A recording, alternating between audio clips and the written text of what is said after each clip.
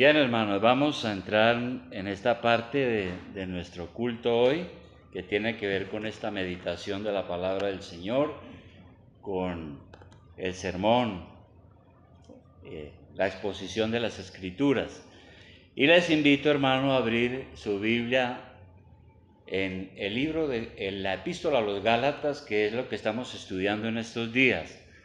En los domingos tenemos una serie de sermones expositivos sobre la Epístola a los Gálatas.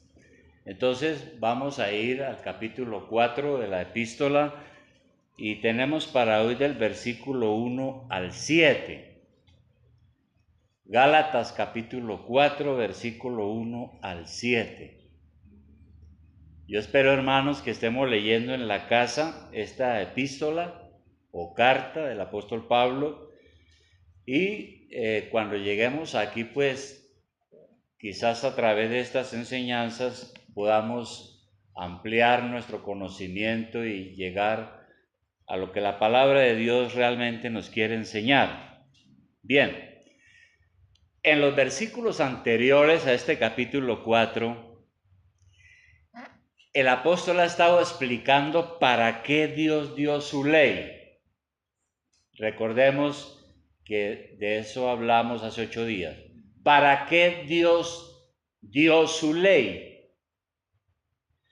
Y vimos primero, el Señor dio su ley para mostrar nuestro pecado, para enseñarnos nuestro pecado, para mostrarnos que somos pecadores. Segundo, Dios, nuestro Señor, dio su ley como una guía educativa en una etapa del conocimiento. Y 3, nuestro Señor dio su ley para mostrarnos que necesitamos un Salvador. Ahora en los versículos siguientes, pues vamos a ver lo que Dios ha hecho por nosotros. Y como ya dijimos en la primera punto,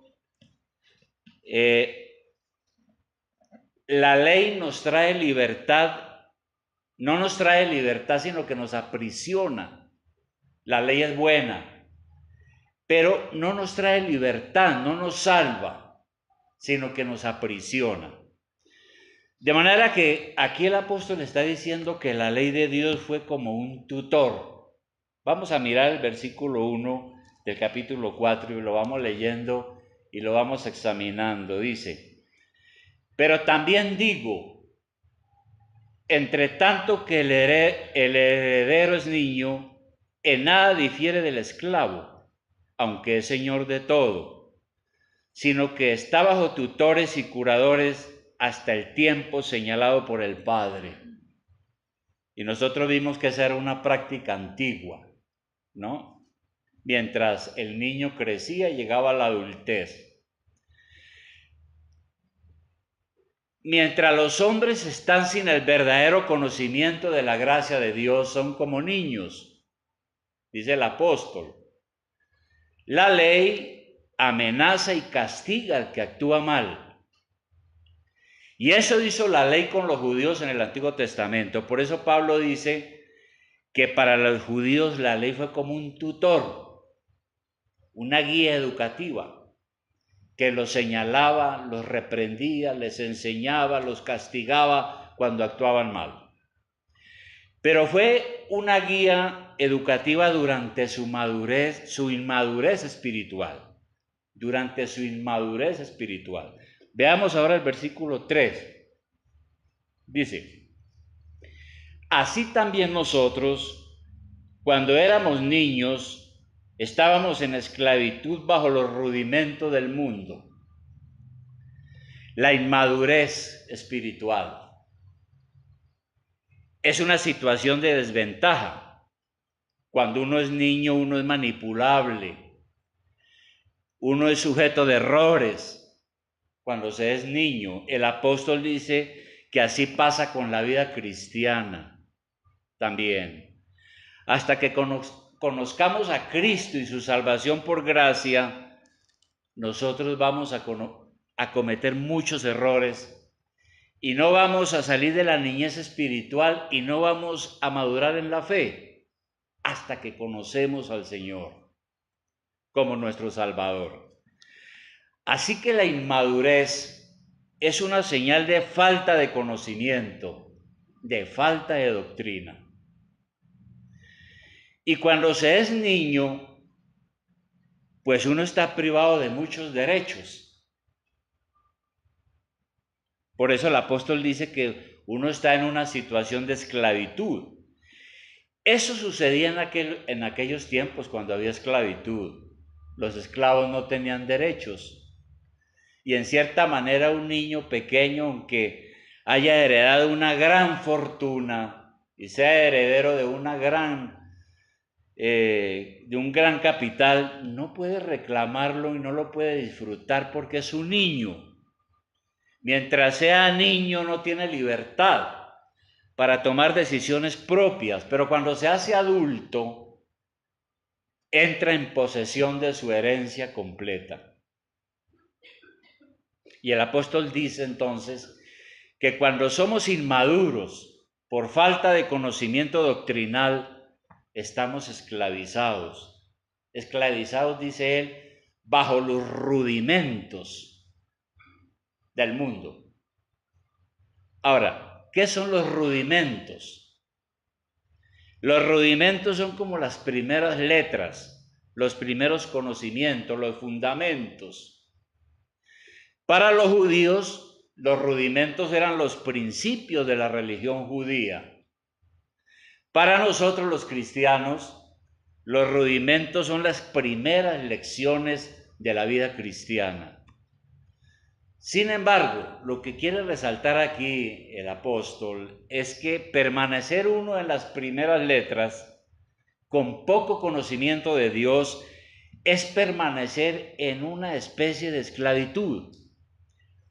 Uno no debe tener solo un conocimiento rudimentario de la doctrina, porque eso lo limita a uno y no le da la libertad verdadera que tenemos en la gracia de Dios. El problema es que esto no fue solamente una experiencia para los judíos, sino también para nosotros los cristianos. Quienes van conociendo a Cristo, la Biblia dice que son como niños. Cuando uno conoce el Evangelio, uno conoce a Cristo, lo recibe en su corazón y nace de nuevo, uno es como un niño. Está en la etapa infante de su crecimiento. Y como niños tenemos que crecer hacia la madurez. Hoy a nosotros como iglesia se nos manda a crecer, porque también nosotros podemos quedarnos en los rudimentos, en las primeras letras, en las primeras doctrinas y no avanzar. Por ejemplo, el autor a los Hebreos, en Hebreos capítulo 5, vamos a mirar rápidamente, Hebreos capítulo 5, en el versículo 11, él habla de este asunto. Hebreos 5:11. Está hablando precisamente del conocimiento y del crecimiento en la vida espiritual. Y él dice lo siguiente, Hebreos 5:11, dice: acerca de esto tenemos mucho que decir y difícil de explicar por cuanto os habéis hecho tardos para oír. Realmente es una exhortación a la iglesia. Porque debiendo ser ya maestros, después de tanto tiempo, tenéis necesidad de que se os vuelva a enseñar cuáles son los primeros rudimentos de las palabras de Dios, y habéis llegado a ser tales que tenéis necesidad de leche y no de alimento sólido. Es una exhortación. El autor le está diciendo a la iglesia: mire, ustedes tanto tiempo que le hemos venido enseñando la palabra, la doctrina, pero ustedes, en lugar de ser ya maestros y tener un conocimiento suficiente, vemos que todavía son niños. Todavía necesitan de la leche. No se les puede dar el alimento sólido.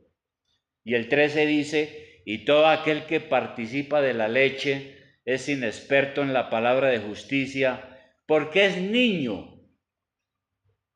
Pero el alimento sólido es para los que han alcanzado madurez, para los que por el uso tienen los sentidos ejercitados en el discernimiento del bien y del mal. La palabra sólida es el conocimiento profundo de la doctrina, de la palabra del Señor. Entonces, ¿cuál es el problema? Nosotros podemos quedarnos en el infantilismo espiritual. ¿Y qué es eso? ¿Qué es eso? Yo estaba mirando en el diccionario qué significa la palabra infantilismo.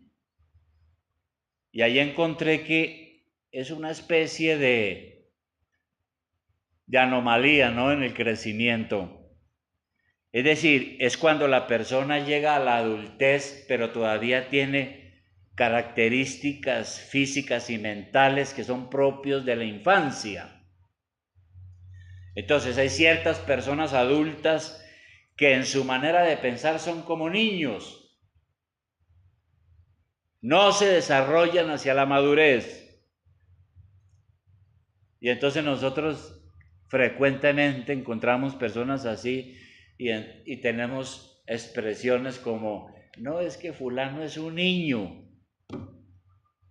Tiene 40 años, pero todavía tiene mentalidad de niño.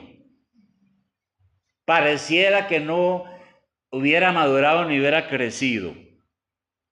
Eso puede pasar en la vida cristiana. Uno no crecer en la vida cristiana y quedarse inmaduro y en una etapa infante. Ahora, si nosotros regresamos otra vez a Gálatas en el capítulo 4, leyendo en el versículo 4, capítulo 4, versículo 4, dice, pero cuando vino el cumplimiento del tiempo, Dios envió a su Hijo nacido de mujer y nacido bajo la ley, para que redimiese a los que estaban bajo la ley, a fin de que recibiesen la adopción de hijos. Bien, dice aquí que Dios envió a su Hijo para redimirnos. ¿Y qué significa la palabra redención? ¿Qué significa esa palabra? Redención o redimir. Bueno, la palabra redención significa rescatar o sacar de la esclavitud a alguien pagando un precio. Ese era el significado original. Hacer un canje por plata. Yo no sé si se puede hablar, tal vez no, de secuestro. Pero en los tiempos de Jesucristo nosotros sabemos que existía la esclavitud. Y redimir era ir uno a la plaza o al mercado de esclavos y comprar un esclavo por dinero y traerlo a la casa y hacerlo un miembro de la familia, un hijo o una hija. Y por eso decimos entonces que Jesucristo es nuestro redentor, porque Él nos redimió, nos sacó de la esclavitud del pecado. Y si somos verdaderos cristianos, el pecado ya no nos domina como antes. Cristo nos ha comprado a un precio, su propia sangre derramada en la cruz. Y entonces dice aquí en el versículo 4 que vino el cumplimiento del tiempo. Las escrituras del Antiguo Testamento nos revelan que Dios hizo una promesa a Abraham, como lo vimos al inicio del estudio. Y Dios le dijo a Abraham, en ti serán benditas todas las naciones de la tierra. Y esa promesa se cumplió en Cristo. Pero en esa situación de inmadurez, de esclavitud, de impotencia, Dios envió un libertador, su propio Hijo. Y la revelación nos aclara que Cristo estaba en la eternidad con el Padre y con el Espíritu Santo. Nosotros creemos en la Trinidad. Dios es tres personas. Es Dios Padre, Dios Hijo y Dios el Espíritu Santo. Allí estaba el Hijo en la eternidad con el Padre.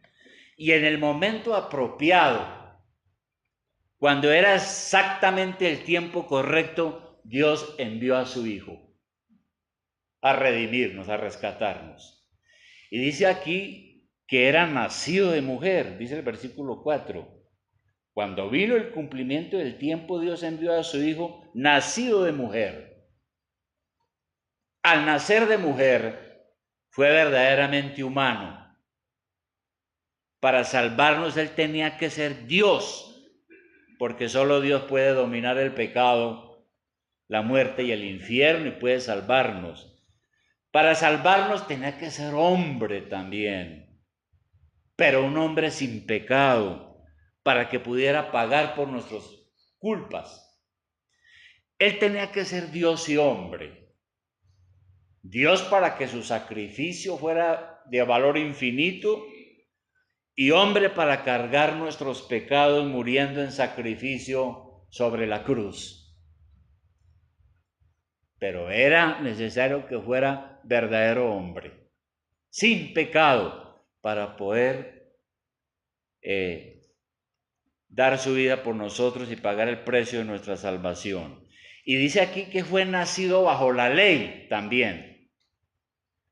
Venido al cumplimiento del tiempo, Dios envió a su Hijo nacido de mujer y nacido bajo la ley. ¿Eso qué significa?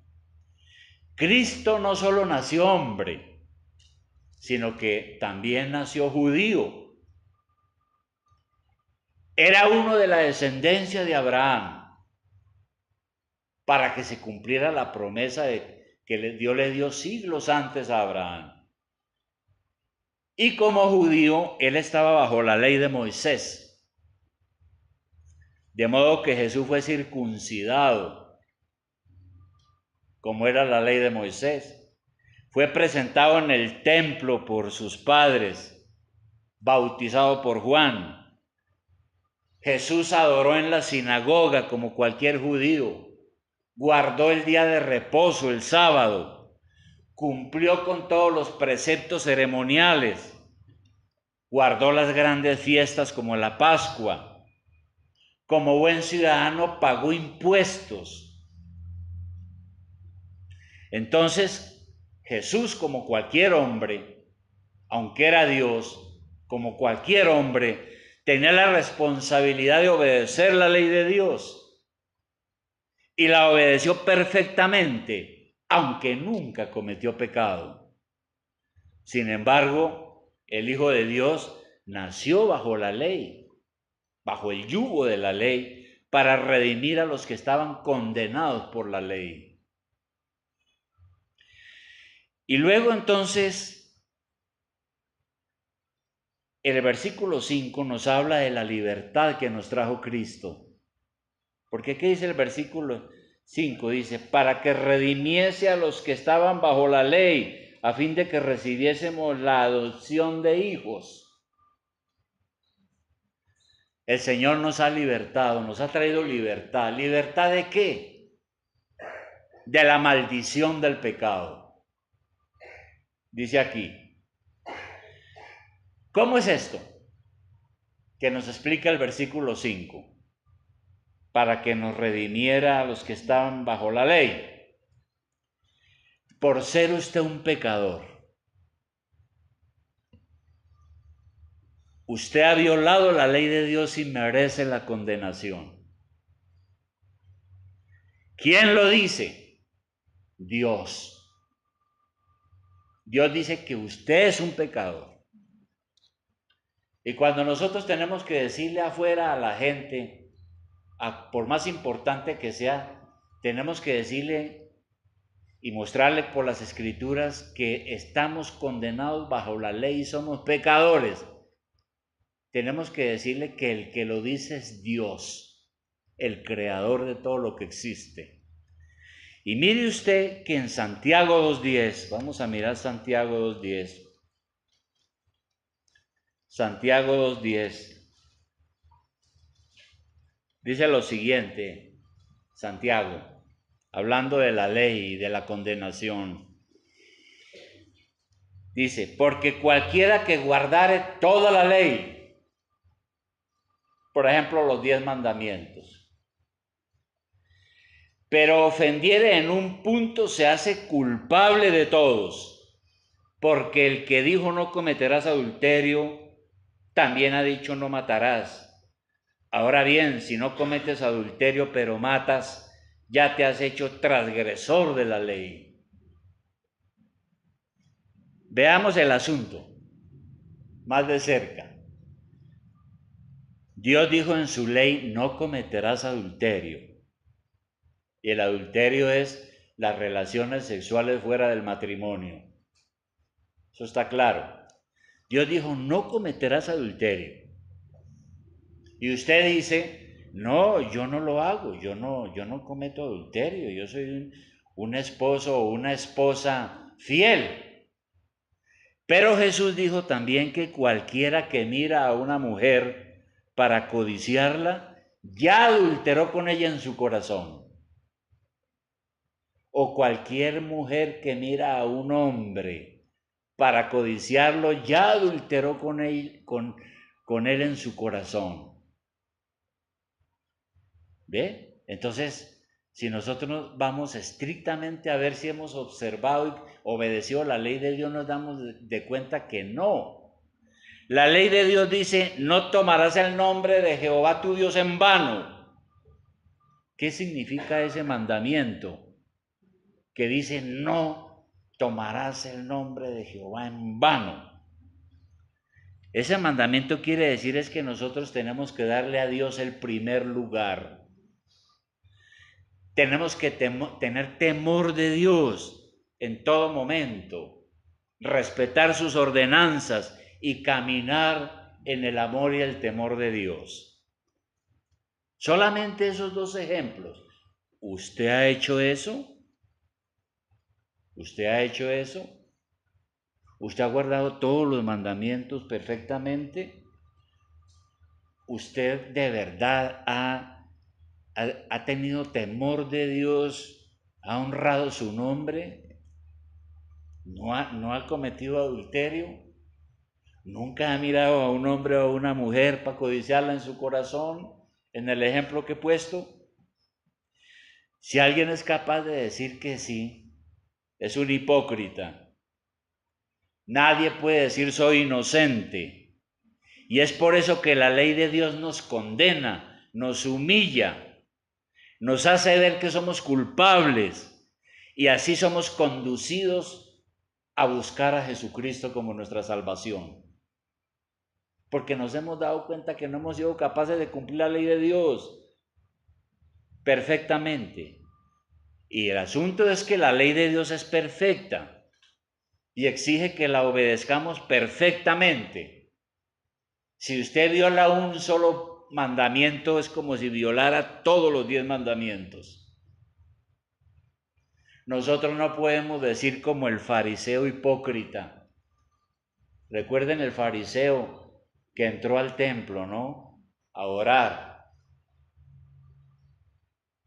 Y no se arrodilló como había uno ahí que era un publicano, un hombre de mala reputación, que estaba arrodillado. El fariseo entró y oró fue de pie. Y le dijo a Dios, Señor, yo te doy gracias porque no soy como los demás hombres. Yo soy mejor. Yo guardo toda la ley. Yo voy todos los días de reposo a adorar tu santo nombre. Yo doy mis diezmos de todo lo que gano. Soy un hombre íntegro. Pero era un hipócrita. Y Dios dice que él salió del templo condenado, mientras que el otro que sí se arrepintió salió perdonado. De manera, hermanos, que la única razón por la que un hombre piensa que es justo es porque no conoce la ley de Dios. Piensa que nunca la ha violado, y no la entiende. Algunos se creen muy respetables y piensan que han sido tan buenos que pueden ir al cielo y que Dios los quiere mucho, pero están engañados. porque no hay entrada al cielo sin Jesucristo, que nos ha librado de la maldición de la ley y del pecado. Y entonces Dios ha hecho algo más. Versículo 5 de Gálatas, del capítulo 4. Dice que Dios nos redimió, nos rescató de la esclavitud del pecado y de la condenación de la ley, para que para que recibamos la adopción de hijos. 6. Y por cuanto sois hijos, Dios envió a vuestros corazones el espíritu de su Hijo, el cual clama, Abba, Padre. ¿Cómo es esto? ¿Qué significa esto? Antes de llegar a ser redimidos, nosotros por causa del pecado estábamos sin padre, sin hogar. Pero cuando conocimos la gracia del Señor y nos dimos cuenta de nuestro pecado, caímos de rodillas arrepentidos y entonces Dios nos recibió como a sus hijos, nos adoptó como a sus hijos. Bueno, ¿y qué éramos antes entonces? ¿Qué éramos antes? Éramos pecadores, bajo la condenación de la ley. En cierta ocasión nuestro Señor Jesucristo, dirigiéndole a los judíos, les dijo lo siguiente.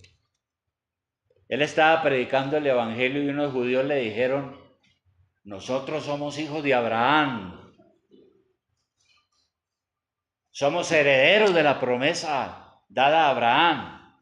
Y el Señor les dijo algo en Juan 8:44. Juan 8:44. Mire lo que el Señor le dijo a los judíos. Vosotros sois de vuestro padre el diablo, y los deseos de vuestro padre queréis hacer. Él ha sido homicida desde el principio y no ha permanecido en la verdad, porque no hay verdad en él. Cuando habla mentira, de suyo habla porque es mentiroso y padre de mentira. Es decir, el Señor le dijo a los que estaban ahí, realmente ustedes son hijos de su padre el diablo, porque en su corazón no hay rectitud. Ahí es malos pensamientos, malos deseos.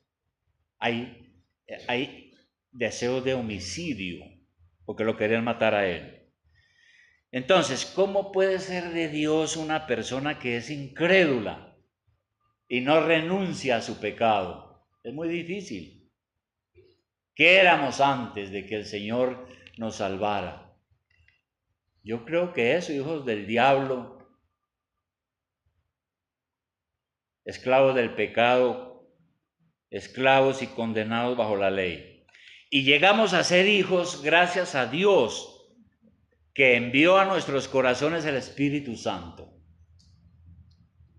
Dice acá, en el trabajo de nuestra salvación intervienen nuevamente las tres personas de la Trinidad. Dios el Padre nos escoge de antes de la fundación del mundo. Dios el Hijo viene a este mundo y se encarna como hombre y nos redime, nos rescata de la esclavitud del pecado y de la condenación. Y Dios el Espíritu Santo viene a nuestro corazón, nos da entendimiento acerca de lo que el Señor ha hecho por nosotros, nos regenera, nos da la fe para que podamos recibir a Cristo como nuestro Salvador, y todos los días nos ayuda a crecer y madurar y nos ayuda a ser más santos. Y nosotros tenemos que poner, claro, todo en nuestra parte. Así que tenemos a Dios en nuestro corazón, gracias a que el Espíritu Santo ha venido a nosotros, si somos verdaderos cristianos. ¿Qué dice el Señor en Juan 1:12, que es un pasaje clásico? Juan 1:12. En Juan 1:12, mire lo que dice el Señor.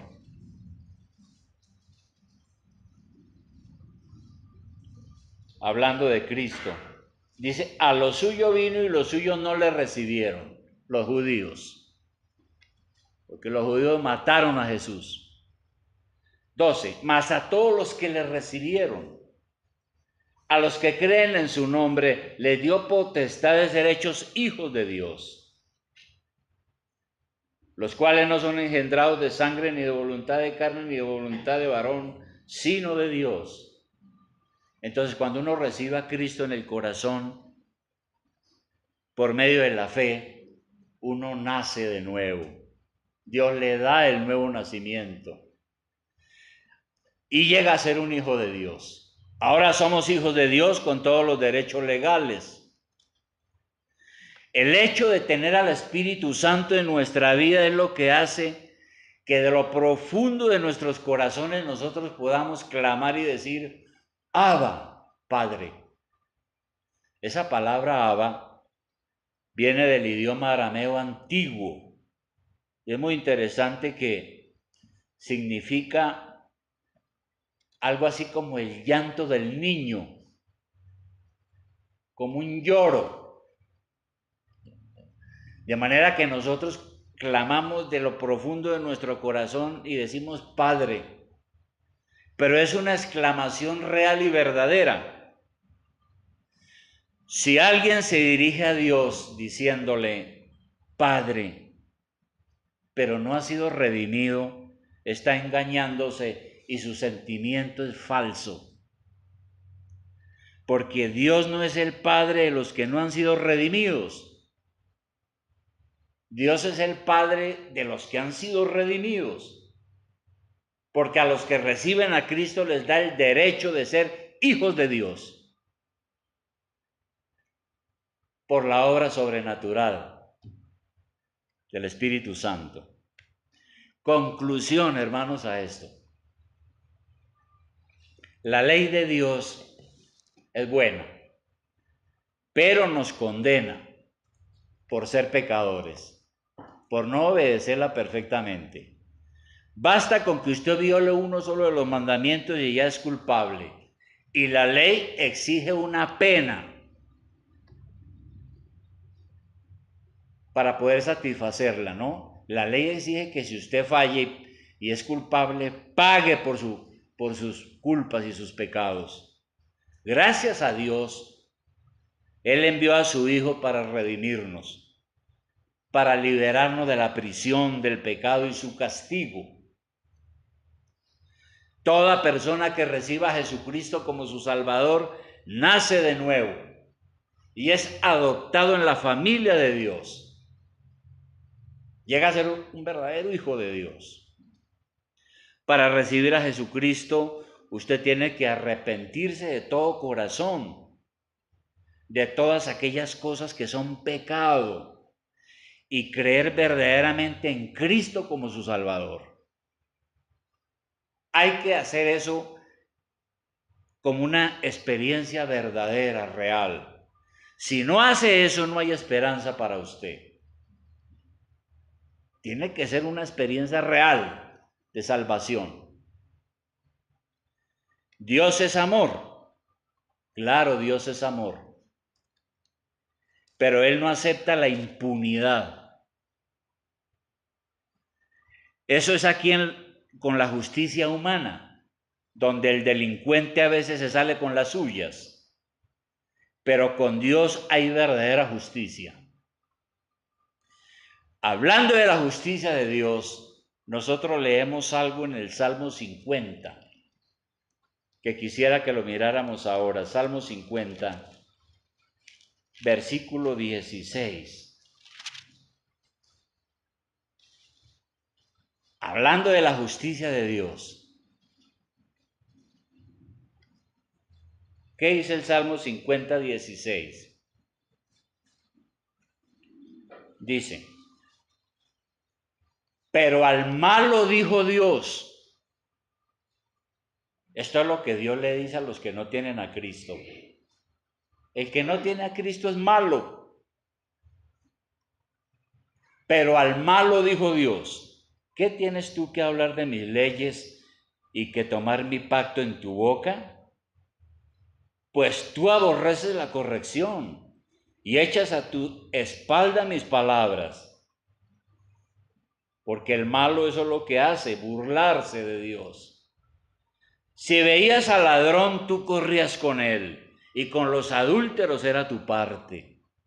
El malo eso es lo que hace, robar, matar, mentir, adulterar, fornicar, maldecir a Dios y todas estas cosas.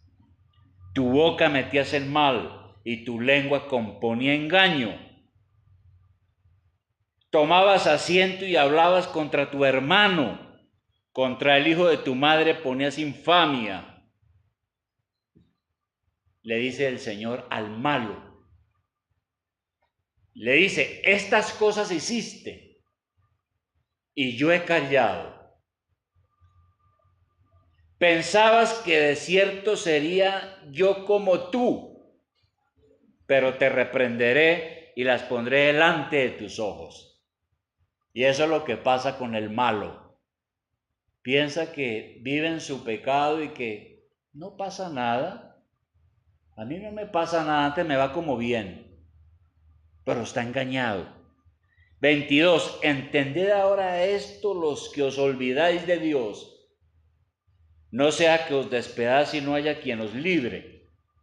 El que sacrifica alabanza me honrará, y al que ordenare su camino le mostraré la salvación de Dios. Entonces, claro, Dios nos ama. Dios lo ama.